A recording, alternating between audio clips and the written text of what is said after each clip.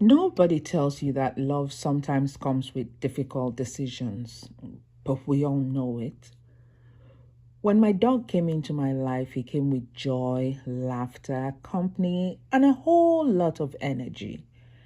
Now I'm finding myself making changes to my routine, my schedule, my home, and even my plans.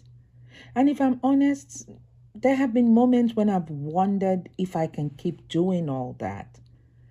Not because I don't love him, but because life has a way of forcing us to ask hard questions. And maybe that's true for more than just your pets. Sometimes growth requires adjustments, requires sacrifice, and sometimes the life we want is waiting on the other side of the changes that we're afraid to make. For now, my dog is teaching me all that and more.